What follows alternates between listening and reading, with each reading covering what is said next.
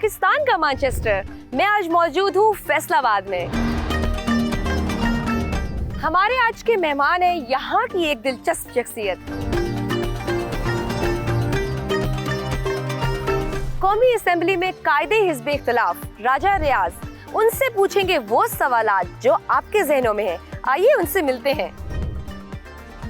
सियासत में लोटे की क्या डेफिनेशन? ये तो तारीख बताएगी ये अल्फाज इस्तेमाल करना दुरुस्त है या नहीं। तहरीक इंसाफ में आपका सबसे अच्छा दोस्त? कुछ लोग तो ऐसे थे, जब मैं खान साहब के मुंह पे उन पर तनकीद करता था तो बाद में मुझे शाबाश देते थे कि वेल डन राजा साहब, जरा खिंच के रखो। आपकी बेगम का कैसा रद्द-ए-अमल था जब आपने इमरान खान को छोड़ा था? उसने कहा था बहुत अच्छा किया है। अच्छा, इमरान खान पर एटलीस्ट फाइनेंशियल करप्शन तो नहीं है? अल्लाह माफी अगर खान साहब पे करप्शन नहीं है तो फिर किसी पे भी नहीं। इमरान खान पर करप्शन, कमीशन, किकबैक का कोई बड़ा स्कैंडल क्यों सामने नहीं आया? आप कह रही है तो आप कहती रहे, मैं मेरा ख्याल आप पीटीआई की है। ओवरसीज के वोट का हक खत्म करने के फैसले की तायद करते हैं। जो बाहर बैठा हो वो पाकिस्तान के हालात को इस तरह नहीं समझता जिस तरह समझना चाहिए। क्या आपको कौमी तराना याद है? और आप अगर मैं कहूँ तो आप क्या हमें सुनाएंगे? पाक सर जमीन शाद बा।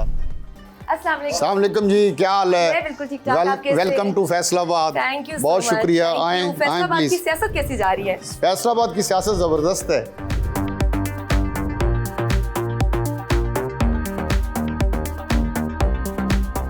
हुसैन शहीद सोहरवर्दी, आई चंडीगढ़, मुफ्ती महमूद, बेनज़ीर भुट्टो, नवाज शरीफ जैसे बड़े बड़े नाम कौमी असेंबली में अपोजिशन लीडर रह चुके हैं।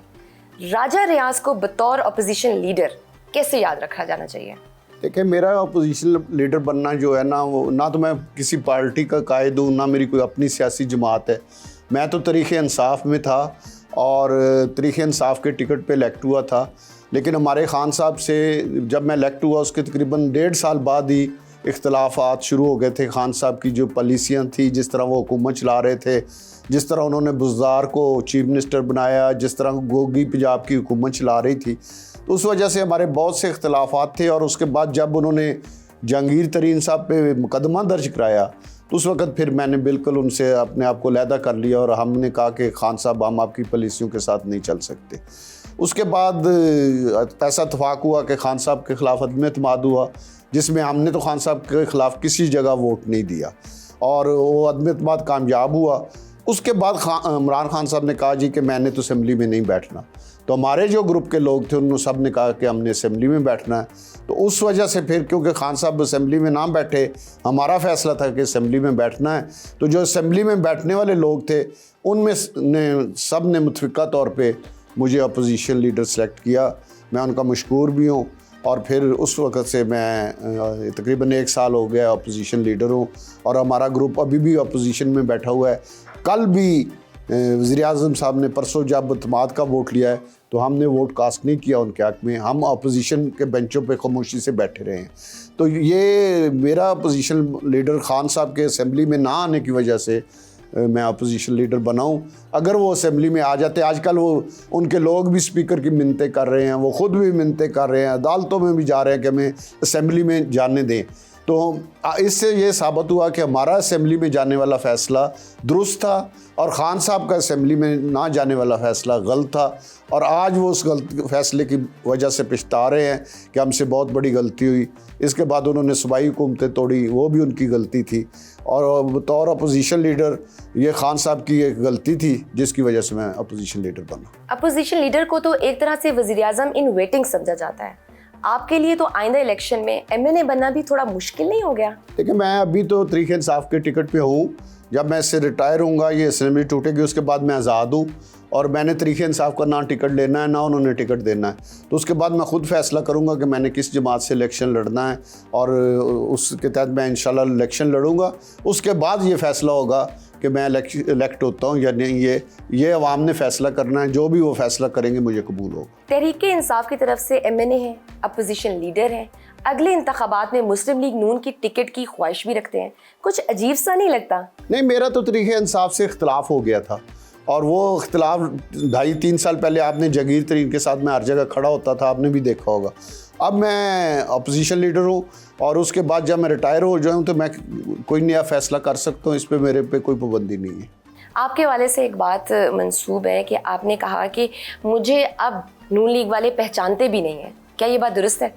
वो तो मेरे ज़रा साद रफ़ीक साहब के साथ मेरे बड़े अच्छे तल्लक हैं, थोड़ी हमारी गलतफहमी हो गई थी, तो मैंने असेंबली में ये बात बिल्कुल की है, लेकिन उसके बाद वो सारा मसला गलतफहमी दूर हो गई है। वो मेरे बिल्कुल भाइयों की तरह हैं और ये बात मैंने बिल्कुल की है, मैं इसका इकरार करता हूँ, लेकिन अब ऐसा कोई इशू नहीं है। दिल से बताएं, अगर अंदाजा होता कि इमरान इतने मकबूल हो जाएंगे फिर भी उन्हें छोड़ देते? मैंने जब इमरान खान को छोड़ा उस वक्त वो बहुत मकबूल थे, अभी उन्हें वज़ीर-ए-आज़म बने सिर्फ 1 साल हुआ। उनका तो डाउनफॉल हो रहा था ना, उस वक्त डाउनफॉल हो रहा था, फिर वो ये तो मकबूलियत उन्हें मिली बाद में। कोई गर्ज नहीं, मैं ज़ाती तौर पे ये समझता हूँ कि इमरान खान इस मुल्क के लिए बेहतर नहीं है। मैं कोई ज़्यादा उनकी बुराई नहीं करता, बहुत सी चीज़ें हैं जिन पे मैं बोल सकता हूँ, लेकिन एक चीज़ मैं कहता हूँ, मैं वो पाकिस्तान, रियासत पाकिस्तान के लिए इमरान खान बेहतर नहीं है।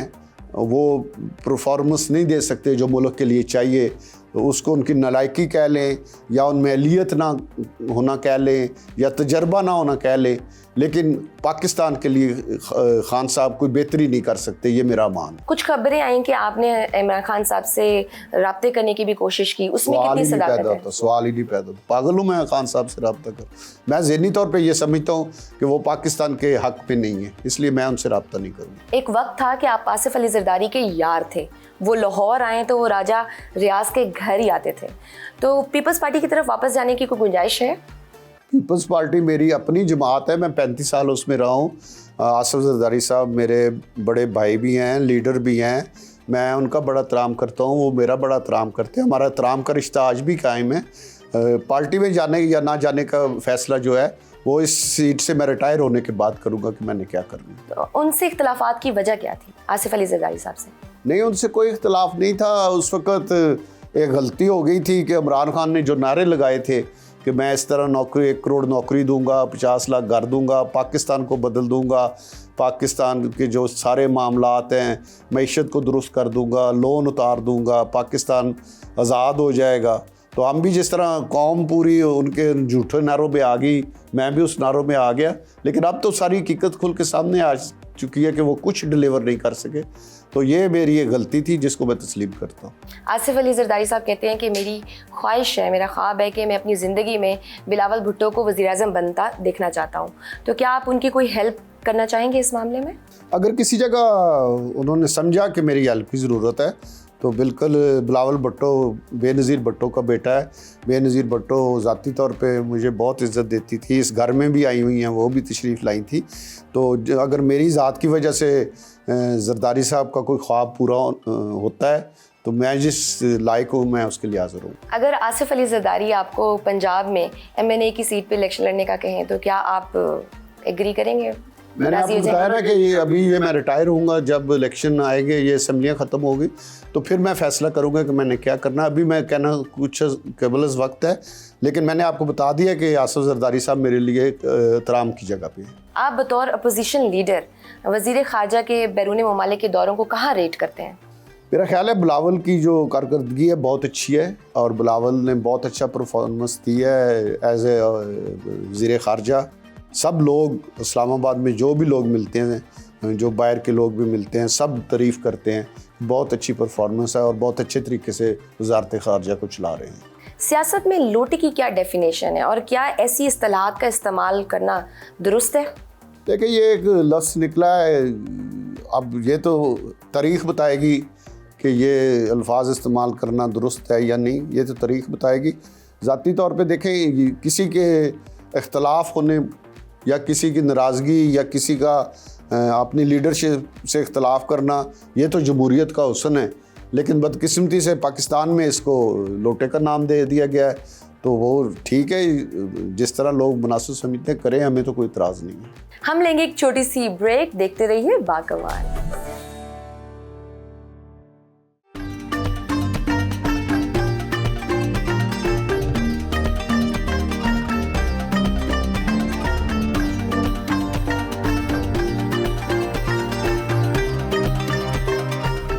Welcome back to Bakamaal. हमारे साथ मौजूद हैं अपोजिशन लीडर राजा रियाज। उनसे बड़ी इंटरेस्टिंग गुफ्तगू हो रही है। ये बताइए, आप इतने मजबूत अपोजिशन लीडर हैं कि शहबाज शरीफ और आसिफ जरदारी की तरफ से आए हुए निगरान वज़ीर आज़म के नाम पर इत्तफाक ना करें? नहीं, अगर नाम दुरुस्त हुआ तो मैं क्यों इत्तफाक करूँ, ना करूँ? वजह बताएं। अगर नाम गलत हुआ तो मैं इत्फाक नहीं करूँगा, ये मेरी मर्ज़ी है। और अगर मैंने समझा कि मुनासिब नाम है, पहले भी हमने एक दफ़ा चेयरमैन नायब को लगाया, फिर दूसरी दफ़ा चेयरमैन नायब लगाया, मैंने मुनासिब समझा। कोई ज़बरदस्ती तो मेरे से दस्तखत नहीं करा सकता। तो आप निगरान वज़ीर-ए-आज़म के लिए कोई नाम तजवीज़ करना चाहते हो? अभी मेरे ज़हन में कोई नहीं, वक्त आने पे। अभी कौन सा इलेक्शन हो रहे हैं, जब इलेक्शन आएंगे निगरान वज़ीर-ए-आज़म आज बताएंगे तो ये तासुर खत्म हो जाएगा कि आपने वो नाम उन्हीं के बताए हुए नाम नहीं सजेस्ट किए, बल्कि आपने नहीं, अभी तो बहुत दूर है, ये टाइम जब नज़दीक आएगा तो आप आ जाइएगा, आपको बता दूंगा। इमरान खान को बतौर वज़ीर-ए-आज़म नवाज शरीफ और शहबाज शरीफ से बेहतर रेट करते हैं या कम रेट करते हैं? इमरान खान का सबसे बड़ा प्रॉब्लम ये है कि वो पाकिस्तान के मसाइल को समझते नहीं हैं। उन्हें तजर्बा नहीं है, उन्हें एक्सपीरियंस नहीं है, और जिस तरह उन्होंने 4 साल हुकूमत की है, बहुत ज़्यादा ख़राबियाँ थी हुकूमत में भी, और उसके असरात अभी तक भी हैं। तो इमरान खान को मैं तो ये कहूँगा कि वो क्रिकेट खेलें तो पाकिस्तान के लिए बेहतर है, और क्रिकेट की निगरानी करें या उन्हें चेयरमैन लगा दें क्रिकेट का, पाकिस्तान के लिए वो फिट नहीं है। पाकिस्तान की सियासत के लिए इमरान खान फिट नहीं है। इमरान खान की कौन सी बात आपको नापसंद है? सबसे बड़ी बात तो यह है कि कानों के बड़े कच्चे हैं, और उन्हें इंसान की पहचान नहीं है, और वो जो कोई कान में बात करता है उसे पकड़ के बैठ जाते हैं। घंटे बाद नया बंदा आके नई बात सुनाता है तो वो कान में पकड़ के एक घंटे बाद उनकी एक चीज़ निकल जाती है, एक आ जाती है, एक निकल जाती है, एक आ जाती है। तो मुल्क का वज़ीर-ए-आज़म कम अज़ कम ऐसा आदमी नहीं होना चाहिए। आप तहरीक इंसाफ की टिकट पे एमएनए बने, इमरान खान की कौन सी ऐसी खूबी है जो तहरीक इंसाफ की तरफ एक मजबूत इंतखाबी घोड़े को उस तरफ ले आई? देखिए, उस वक्त इमरान खान ने जो नारे लगाए थे वो तो बड़े अट्रैक्टिव थे, और उनमें बड़ी हम समझते थे कि पाकिस्तान के लिए एक बड़ा अच्छा वज़ीर-ए-आज़म साबित होंगे। लेकिन जब उनके 4 साल देखे, मैंने तो खैर 1 साल बाद ही देख लिया था, तो वो अगर सारी 4 साल की उनकी हुकूमत की जो कारकर्दगी है वो उसको देखें तो फिर इसमें कोई शक नहीं रह जाता कि वो पाकिस्तान के लिए बतौर वज़ीर-ए-आज़म फिट नहीं है। इसमें पाकिस्तान का नुकसान है। अगर उनको वज़ीर-ए-आज़म जिन्होंने बनाया वो भी पछता रहे हैं, और जितनी देर वो रहे हैं ऐसे पाकिस्तान को ज़ख्म लगा के गए हैं जिनको भरते हुए एक मुद्दत टाइम लगेगी, जल्दी वो नहीं फिल होंगे। तहरीक इंसाफ में आपका सबसे अच्छा दोस्त कौन है? तहरीक इंसाफ में शाह महमूद कुरैशी साहब मेरे साथ पीपल्स पार्टी में रहे हैं, उनके साथ भी अच्छा तल्लक था। परवेज़ खटक साहब के साथ एमएनए बन के तल्लक बना है, वो उनके साथ भी अच्छा तल्लक था। और कुछ लोग तो ऐसे थे, जब मैं खान साहब के मुंह पे उन पर तनकीद करता था तो बाद में मुझे शाबाश देते थे, और बाद में कहते थे कि वेल डन राजा साहब, ज़रा खिंच के रखो। लेकिन अब वो इमरान खान के साथ बड़े पक्के हैं। उस वक्त तो कहते थे कि खान साहब में ये भी ख़राबी है, ये भी ख़राबी है, मैं नाम नहीं लूँगा। तो और मुझे बड़ा वेलकम करते थे, बड़ा अप्रिशिएट करते थे कि आप खान साहब के सामने खुल के बातें करते हैं, खरी बातें करते हैं, सच्ची बातें करते हैं। लेकिन जब उनको छोड़ने का टाइम आया तो वो मुझे छोड़ के उधर चले गए। लेकिन कोई बात नहीं, ऐसे तो होता है ऐसे कामों में। आप शाह महमूद कुरैशी को बार बार इमरान खान को तहरीक इंसाफ की सदारत से हटाने का मशवरा क्यों देते रहे?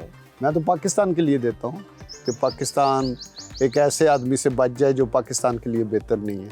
तो शाह महमूद कुरैशी साहब कम अज़ कम एक एक्सपीरियंस आदमी हैं, वो बेहतर तरीके से वो वज़ीर भी रह चुके हैं, वज़ीर ख़ारजा भी रह चुके हैं, ज़िला कौंसिल से उन्होंने अपनी सियासत शुरू की है। तो पाकिस्तान के मसाइल को जितना अच्छी तरीके से वो समझते हैं और जितनी अच्छी वो परफॉर्मेंस दे सकते हैं, इमरान खान कभी इतनी अच्छी परफॉर्मेंस नहीं दे सकते। आप दोनों पीपल्स पार्टी से हैं, कुर्बतें भी होंगी, तो क्या शाह महमूद कुरैशी ने कभी खुद आपसे इस ख्वाहिश का इज़हार किया? नहीं, उन्होंने कभी नहीं कहा। ये तो मेरी ज़ाती राय है कि अगर तहरीक इंसाफ पाकिस्तान की सियासत में रहना है तो उसका लीडर एक ऐसा आदमी होना चाहिए जो पाकिस्तानियों के मसाइल हल कर सके। पाकिस्तान को मुश्किल वक्त, आज पाकिस्तान पे मुश्किल वक्त है माशी तौर पे भी, हर लिहाज से। तो इस मुश्किल वक्त से जो पाकिस्तान को निकाल सके, उन लोगों को आगे आने चाहिए। इमरान खान में वो काबिलियत नहीं। बिलावल भुट्टो ने भी एक बार शाह महमूद कुरैशी पर बहुत तनकीद की थी। आप समझते हैं कि अगर उन्हें ऐसा कोई मौका मिलेगा तो वो ज़ाया नहीं करेंगे? तहरीक इंसाफ का तो मुझे मुश्किल लगता है कि इमरान खान किसी को जगह देगा। हम तो कुछ कहते रहेंगे लेकिन इमरान खान किसी को जगह नहीं देगा। इमरान खान के करीब रहे हैं, ऑडियो टेप्स आई हैं, ये आप दुरुस्त समझते हैं? 100% दुरुस्त। अच्छा, हाँ, कोई इसमें कोई शक नहीं है। इमरान खान अपने फैसलों में सबसे ज़्यादा वज़न किसकी राय को देते थे? अपनी बीवी की राय। अच्छा, इमरान खान से आपकी तल्ख कलामी भी हुई थी, उसका क्या माजरा था? मेरी एक दफ़ा नहीं हुई, मेरी तो कई दफ़ा तल्ख कलामी हुई है। और आखिर में उन्होंने पार्लिमानी पार्टी में मेरे दाखिले पे पाबंदी लगा दी थी।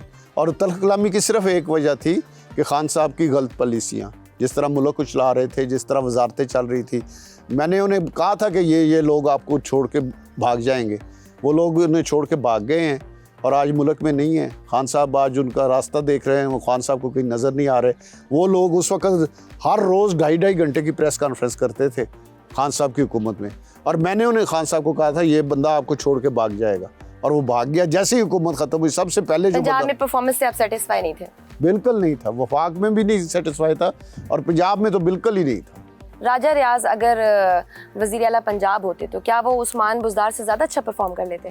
देखिए, मैं सीनियर मिनिस्टर रहा हूँ, मैं अपना नहीं कहता, बुज़दार की जगह कोई भी आदमी और होता, सियासी आदमी होता, उसे थोड़ा तजर्बा होता, 1-2 दफ़ा MP रह चुका होता, तो वो बुज़दार से 100 गुना ज़्यादा अच्छा परफॉर्मेंस दे सकता था। सियासी जमातों को इलेक्शन से नहीं भागना चाहिए। मसला ना पैसों का है, ना सिक्योरिटी का है, मसला वोटों का है कि आप समेत PDM के पास इमरान खान के मुकाबले में कम वोट्स हैं। देखें, इसमें हर कोई अपनी सियासत में चाल चलता है। इमरान खान क्यों कह रहा है कि फ़ौरन इलेक्शन कराएं? क्योंकि उसे पता है कि PDM कह लें या इन्होंने एक मुश्किल फैसला, इस वक्त वो इमरान खान मकबूल है, वो चाहता है कि फ़ौरन फैसला हो। दूसरे लोग चाहते हैं कि हमें मौका मिले, हम डिलीवर करके अपनी मकबूलियत को दोबारा वापस ला के इलेक्शन में जाएं। तो ये हर सियासी जमात का राइट है कि वो मुनासिब मौके पे इलेक्शन में जाए।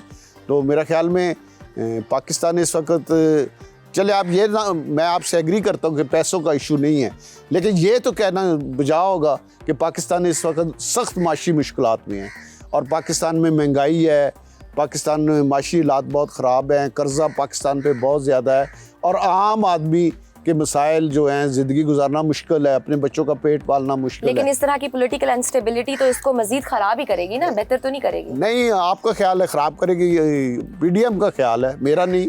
PDM का ख्याल है कि हम बेहतर कर लेंगे। आप अभी अपने हल्के से इलेक्शन लड़े तो जी जाएंगे इंशाअल्लाह ताला, अल्लाह के फजल से, मसला ही कोई नहीं। आप सादा बंदे हैं। फॉरवर्ड ब्लॉग क्या आपने खुद बनाया था या कोई खुफिया सपोर्ट थी आपके नहीं, साथ? कोई सपोर्ट नहीं थी, हमने खुद बनाया था। खुफिया सपोर्ट वाले तो उस वक्त कहते थे खान साहब को छोड़े ही ना, इसके साथ ही रहे, इसको नहीं छोड़ना, लेकिन हमने जुर्रत की थी और फैसला किया था। मुस्लिम लीग नून के कई रहनुमा पर्सनल मीटिंग्स में कहते हैं कि हमारे लीडर करप्ट हैं। पीपल्स पार्टी वालों को भी किसी दौर में 10% कहा जाता था। इमरान खान पर एटलीस्ट फाइनेंशियल करप्शन तो नहीं है? अल्लाह माफ़ी अगर खान साहब पे करप्शन नहीं है तो फिर किसी पे भी नहीं है। अच्छा, इतनी करप्शन, आप बुज़दार को क्या समझती हैं, गोगी को क्या समझती हैं? आपके फेडरल मिनिस्टर उठा के देख लें, रिकॉर्ड तोड़े हैं करप्शन के, रिकॉर्ड। खान साहब के दौर में पहले ज़िंदगी में इतनी करप्शन नहीं देखी जो खान साहब के दौर में करप्शन देखी। आप हुकूमत के पसंदीदा तरीन या यूँ कह लें तारीख के सबसे फ्रेंडली अपोजिशन लीडर हैं। इमरान खान पर करप्शन, कमीशन, किकबैक का कोई बड़ा स्कैंडल क्यों सामने नहीं आया? मैंने तो आपको बता दिया कि मैं तो एक इत्तफाकिया अपोजिशन लीडर हूँ और वो खान साहब के जाने की वजह से मैं बना हूँ। खान साहब अगर असेंबली में आते तो यकीनन इमरान खान ने अपोजिशन लीडर बनना था और हमें खुशी होती अगर वो असेंबली के अंदर बैठते, लेकिन क्योंकि वो जमहूरी आदमी नहीं है। लेकिन इमरान खान पर जाहिर तौर पर कोई करप्शन, किकबैक या कमीशन के कोई बड़े केसेस सामने नहीं आए। आप कह रही है तो आप कहती रहे, मैं मेरा ख्याल आप PTI की है। नहीं, मैं किसी हम सहाफी किसी के भी नहीं है, नहीं, हम तो फैक्ट्स बताएंगे। आपको मैं बता रहा हूँ कि मैं साबित कर सकता हूँ, अभी आपके पास इतना टाइम नहीं है, कि खान साहब के दौर में जितनी करप्शन हुई है पाकिस्तान की तारीख में पहले इतनी करप्शन नहीं हुई। ये नोट कर लें। इसके बाद आप उसे डिफेंड करें तो फिर आप PTI की हैं। राजा रियाज में ऐसी क्या खूबी है जो पहले पंजाब और अब वफाक के अपोजिशन लीडर हैं? मैं तो कॉर्पोरेशन का भी अपोजिशन लीडर रहा हूँ।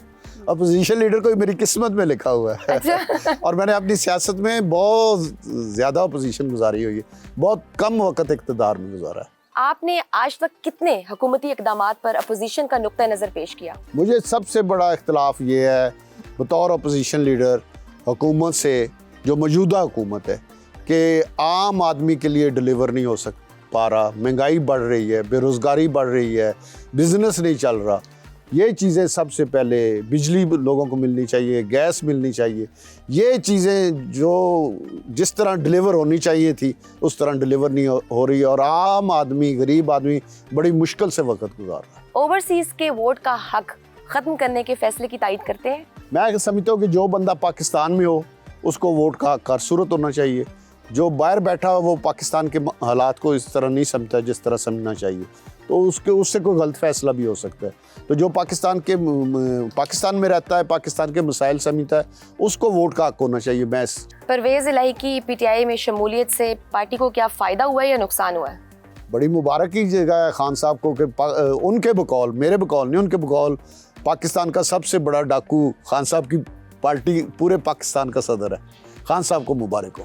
हम फैसलाबाद में राजा रियाज के घर मौजूद है, बहुत खूबसूरत घर है, और ब्रेक के बाद हम इनकी फैमिली के बारे में भी जानना चाहेंगे। देखते रहिए बाकमाल।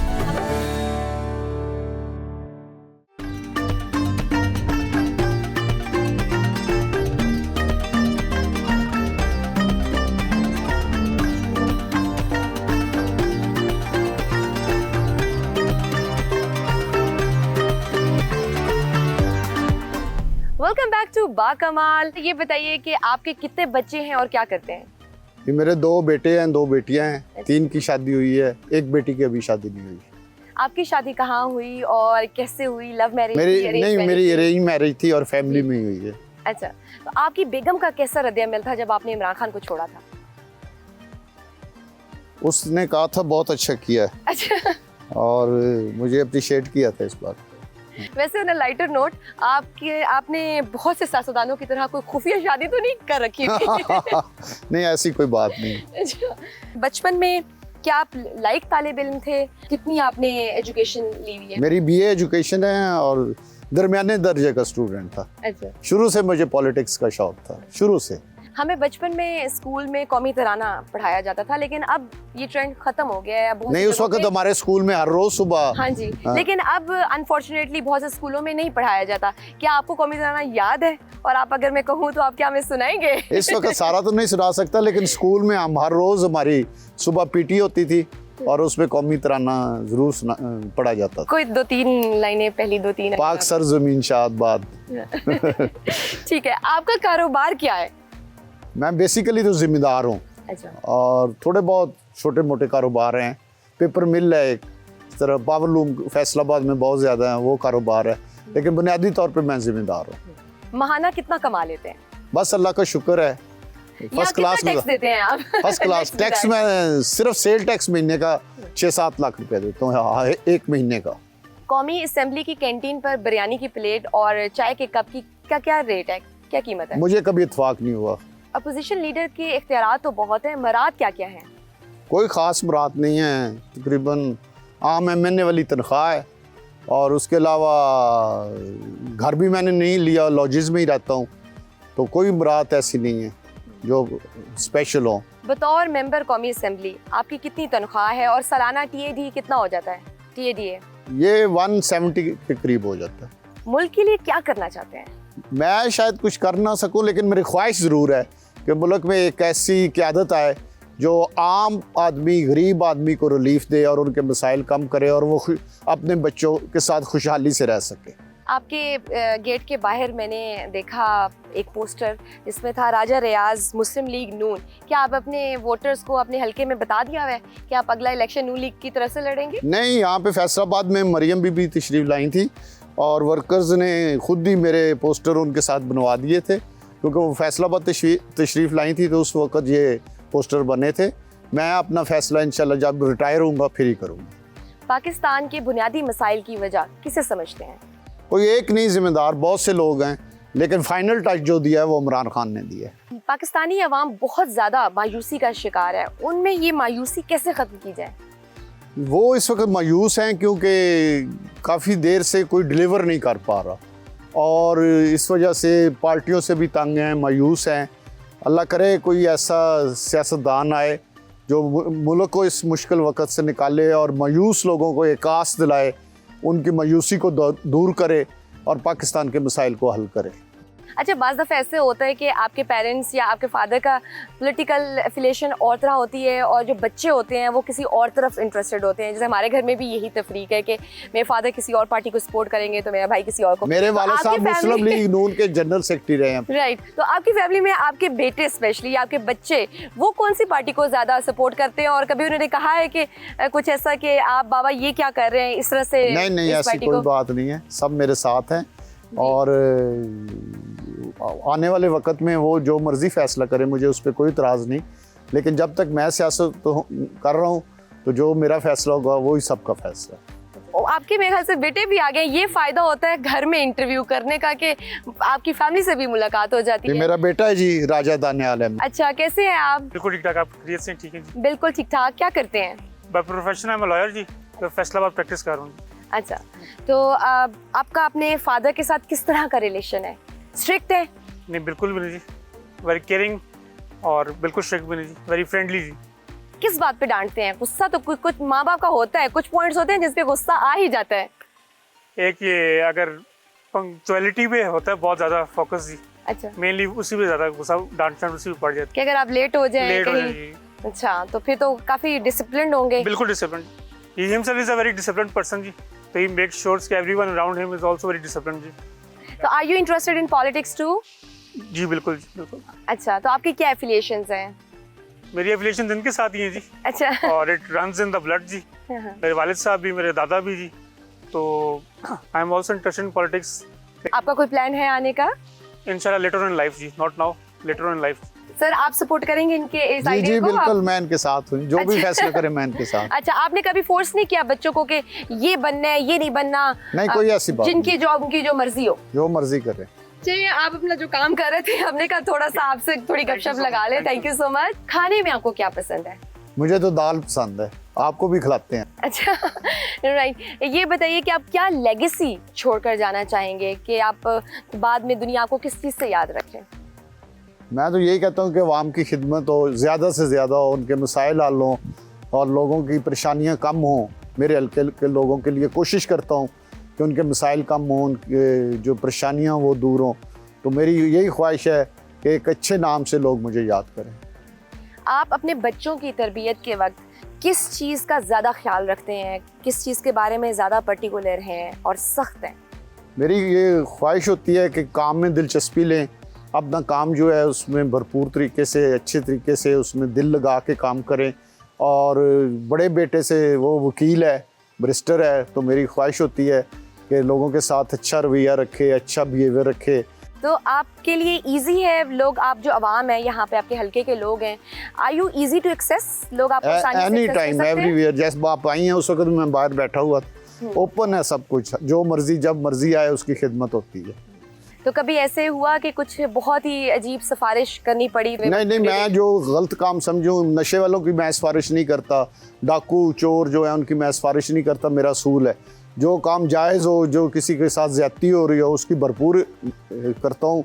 लेकिन ये नशा बेचने वाले, जुआ खेलने वाले और जो डाकू या चोर, उनकी मैं किसी सूरत सिफारिश नहीं करता, चाहे जितना मर्जी कोई मेरा करीबी आ जाए। SHOs आपके फ़ोन पर फौरी तौर पर अमल करते हैं? लेकिन मैं फोन कितना फ्रीक्वेंट जाता है? नहीं, बहुत फ़ोन करता हूँ। मेरे हल्के में 5-6 थाने हैं, सब में फ़ोन करता हूँ। लोग जो आते हैं उनके मसाइल उनको बताता हूँ और कोशिश होती है कि लोगों का जायज़ काम ज़रूर हो, जो गलत काम हो या SHO बताया कि ये नाजायज़ है तो मैं उसे विड्रा कर लेता हूँ। फैसलाबाद की बेसिक क्या प्रॉब्लम्स है?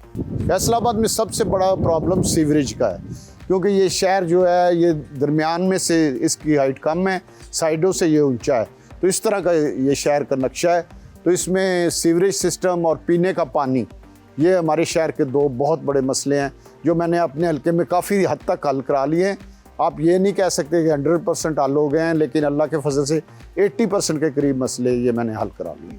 क्या वजह है कि कौमी असम्बली में जब भी इजलास होते हैं तो मतलब यूजुअली मुहज़्ज़ब दुनिया में ये होता है कि इख्तलाफात हर जगह होते हैं और रिस्पेक्ट करनी चाहिए, लेकिन यहाँ पे बर्दाश्त इस कदर कम है कि जब भी हमने इजलास देखा है तो वहाँ कोई ना कोई लड़ाई हो गई है, इस तरह की नेम कॉलिंग होना शुरू हो गई है। जब से मैं अपोजिशन लीडर बना हूँ कोई लड़ाई नहीं है, सब बहुत अच्छे माहौल में चल रहा है। आप एतराज़ ही नहीं उठाते क्योंकि बहुत अच्छे माहौल में चल रहा है। लेकिन अपोजिशन लीडर का तो काम है उसको क्रिटिसाइज करने का। नहीं है कि हम हर वक्त लड़ाई करते रहे। हमने एक नया टच दिया है, और बाकी बाहर के मुल्कों में भी लड़ाइयाँ होती हैं, बहुत कुछ आप टीवी पे देखते लेकिन एक रहती हैं। महज़ब दुनिया की बात मजहब कर रही लोगों थी में कि भी होता वहाँ है, पे लेकिन आप क्या ठीक ये कह हम रहे क्या हैं। चीज़ दे रहे हैं, क्या ट्रेंड दे रहे हैं? यहाँ पे हमारे नेशनल असेंबली में तो अभी माशाल्लाह बहुत अच्छा माहौल है, और यही कोशिश होनी चाहिए कि यही माहौल बरकरार रहना चाहिए। इलेक्शंस आप देख रहे हैं? अभी मुझे इलेक्शन नज़र नहीं आ रहा। आपको अगर मैं 3 ऑप्शंस दूं कि आप अपने बेटे को किन की तरह बनता देखना चाहेंगे, आसिफ अली जरदारी, नवाज शरीफ, इमरान खान, तो इनमें से किन को चुनेंगे? मैं तो कायदे आज़म की ख्वाहिश रखूँगा कि कायदे आज़म की तरह हो। ठीक है, चलिए, बहुत मजा आया आपसे गुफ्तगू बहुत करके। मेहरबानी, बहुत thank you शुक्रिया, very आपने much। हमें टाइम दिया, आपने घर बहुत बुलाया। मेहरबानी, वेलकम टू फैसलाबाद। Thank और you आपका so much। आपकी सारी टीम का बहुत शुक्रिया। Thank you so much. I hope आप लोगों ने भी बहुत इंजॉय किया होगा। मुझे दीजिए इजाजत, अल्लाह हाफिज।